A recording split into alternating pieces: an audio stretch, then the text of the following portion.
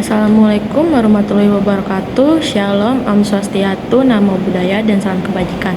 Perkenalkan, nama saya Christine Rospatikawa dari Prodi Sistem Informasi dengan NIM 2156/2004.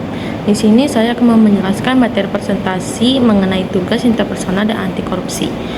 Pertama, saya akan membuka PPT-nya terlebih dahulu.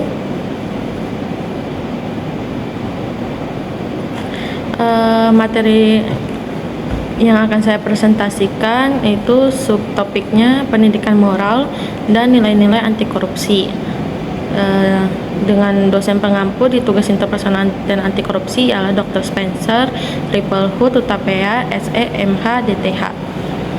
Di sini keterangannya, pendidikan moral dan nilai-nilai anti korupsi memainkan peran penting dalam membentuk karakter dan integritas generasi muda, menanamkan prinsip-prinsip etika, transparansi, dan akuntabilitas sejak dini dapat mencegah penyebaran budaya korupsi di masa depan. Slide yang kedua, pentingnya pendidikan moral dalam membentuk karakter. Ada 3. Yang pertama, membangun integritas, yaitu pendidikan moral mengajarkan kepada peserta didik untuk berperilaku jujur dan bertanggung jawab. Yang kedua, memperkuat kepribadian, yaitu nilai-nilai moral membentuk karakter yang tangguh, disiplin, dan beretika. Yang ketiga, meningkatkan kesadaran sosial, yaitu pembelajaran ini mendorong kepedulian terhadap sesama dan kepentingan bersama. Slide yang ketiga mengenai perkembangan korupsi di Indonesia dan dampaknya.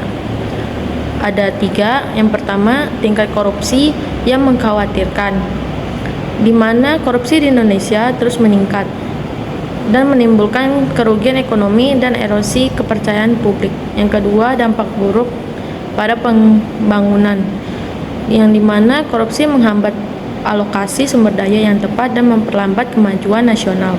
Yang ketiga, pergeseran nilai-nilai masyarakat, yaitu budaya koruptif dapat menyebabkan degradasi moral dan lunturnya integritas warga negara. Slide berikutnya mengenai nilai-nilai anti korupsi, yaitu integritas, transparansi, dan akuntabilitas. Integritas, keteguhan dalam menjunjung tinggi prinsip moral dan etika dalam bertindak.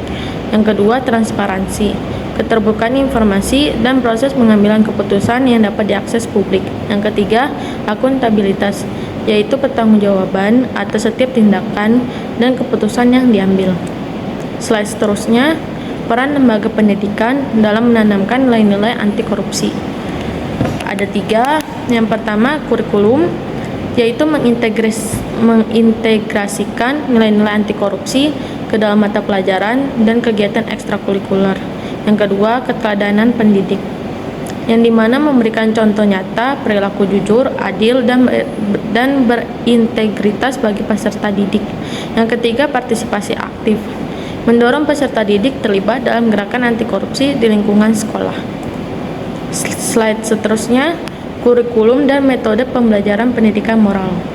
Yang pertama, ada materi kurikulum, mengintegrasikan topik etika, integritas, dan anti korupsi ke dalam pembelajaran. Yang kedua, diskusi interaktif, mendorong peserta didik berdiskusi dan bertukar pandangan mengenai isu-isu moral. Yang ketiga, pembelajaran inovatif, menggunakan metode yang menarik seperti studi kasus dan proyek kelompok. Slide berikutnya, kolaborasi antar sekolah, keluarga, dan masyarakat. Yang pertama, peran sekolah, mengembangkan kurikulum dan lingkungan sekolah yang mendukung pendidikan moral. Yang kedua, peran keluarga, menanamkan nilai anti korupsi sejak dini dalam kehidupan sehari-hari. Yang ketiga, peran masyarakat, menciptakan ekosistem sosial yang mendukung upaya anti korupsi di lingkungan sekitar. Slide seterusnya yaitu tantangan dan hambatan dalam implementasi pendidikan moral. Yang pertama, budaya koruptif, norma-norma sosial yang permisif terhadap korupsi menghambat perubahan perilaku. Yang kedua, keterbatasan sumber daya, kurangnya dukungan, anggaran, dan SDM berkualitas untuk program pendidikan moral. Yang ketiga, rendahnya prioritas, kurangnya komitmen dan kebijakan yang kuat dari pemangku kepentingan. Slide seterusnya itu mengenai studi kasus praktik baik pendidikan moral di Indonesia. Di sini saya mengambil sampelnya ada 2 sekolah. Yang pertama, sekolah SMPN 1 Banyuwangi. Program penanaman integritasnya yaitu penguatan pendidikan karakter, pengembangan ekstrakurikuler anti korupsi. Hasilnya peningkatan kesadaran dan perilaku anti korupsi di kalangan siswa. Yang kedua dari SMA 1 Padang. Program penanaman integritasnya bersosialisasi dan praktik kejujuran dalam administrasi sekolah. Hasilnya terciptanya budaya transparansi dan akuntabilitas di lingkungan sekolah. Slide terakhir yaitu kesimpulan dan rekomendasi untuk masa depan.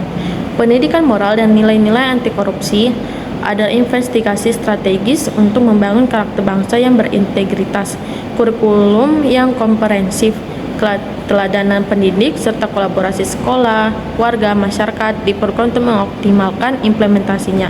Komitmen yang kuat dari pemangku kepentingan tersebut serta dukungan sumber daya yang memadai akan memperkuat upaya menciptakan generasi penerus yang bebas dari budaya korupsi. Sekian dan terima kasih materi yang bisa saya berikan. Semoga bermanfaat. Wassalamualaikum warahmatullahi wabarakatuh. Terima kasih.